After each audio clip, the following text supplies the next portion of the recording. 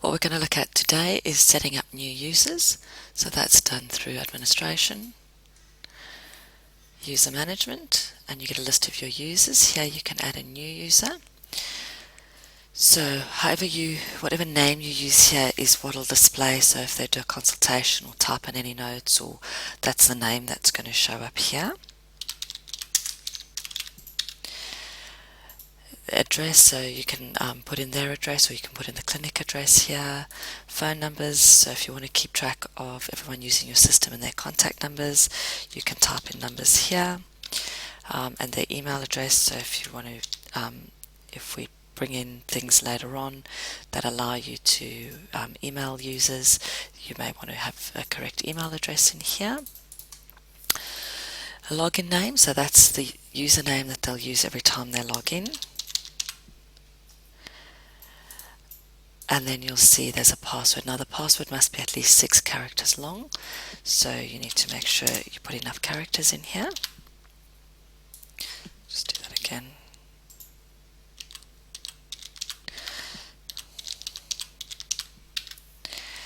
You've always got to attach them to a branch, so if you've got a few branches, you can choose whether they're going to have access just to one of the branches or whether they've got access to all of the branches.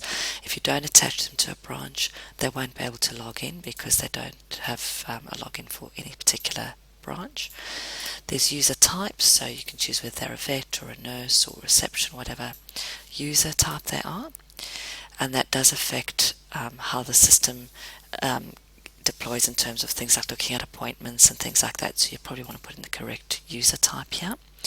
And then they have various permissions, and each permission we explain what that is. So remote access, they can access the system from a computer other than one that's listed as a safe IP, whether they can change prices when they enter in consultation notes, or when they're entering in pricing, if they can override prices, whether they can go back and edit notes or party paid consults, party paid invoices, whether they're allowed to deactivate patients and clients, whether they have access to administration, and that's really important. You don't want too many users having administration access, whether they can delete things, whether they can edit things, and whether they can access the billing screen.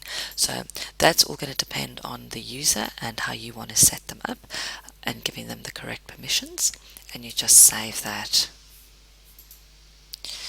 Right, so then what you can also do is we've just put in that and test.